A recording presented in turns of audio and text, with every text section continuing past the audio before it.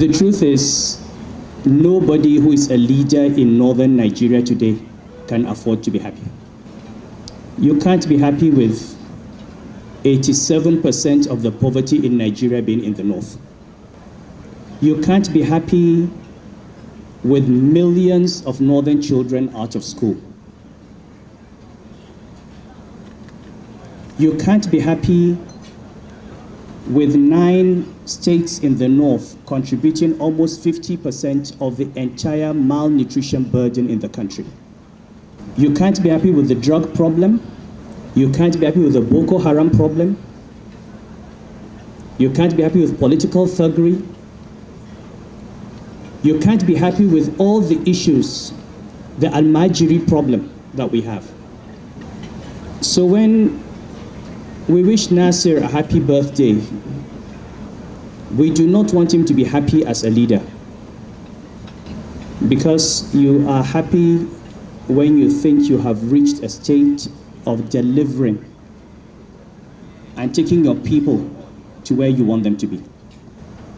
Now, because of the condition of northern Nigeria, it is almost cliche now to say, if you are seen as normal, if you're a governor in the north or a leader in the north, and if you are seen as normal in the sense that you continue to do what your predecessors have been doing the same thing which has been normalized, then there's something wrong with you. You are part of the problem.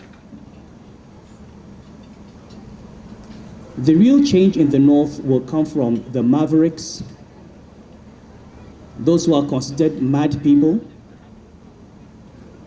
because you look around and you have to say, if this is the way we have been doing things, and this is where we have ended up, maybe we need to do things differently.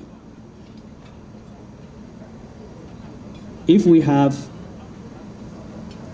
populated the government with middle-aged men, maybe we need to try younger people. Maybe we need to try women. If we have spent our time and our money on physical infrastructure, maybe we need to invest more in the education of our children. Maybe we need to invest more in nutrition. Maybe we need to invest more in primary health care. And the truth is, if you look at what Nasir is doing in Kaduna with 40% of his budget in education, that is the only thing that is going to save the north. And I know that when we say these things, they don't go down well. We've been saying this for 20, 30 years. If the north does not change, the north will destroy itself. The country is moving on. Quota system that everybody talks about must have a sunset clause. The reason people like Nasir stand up and they're nationalists is that you don't have any sense of inadequacy. You don't need to ride on being from Kaduna State or being from the north or being a Muslim to get a job. You go with your credentials, you go with your competence, you can compete with any Nigerian from anywhere. We need to get our northern youth to a point where they don't need to rely on being from a part of the country to get a job. And believe me, if we don't listen, there will be a day when there will be a constitutional amendment that addresses this issue of quota system and federal character. The rest of the country cannot be investing, educating its children, producing graduates, and then they watch us, they can't get jobs because they come from the wrong state, when we have not invested in the education of our own children. So as we celebrate Nasir at 60, we need to celebrate him as a public officer who is addressing the core problems of his constituency. It is education. It's girl-child education. It's women's rights.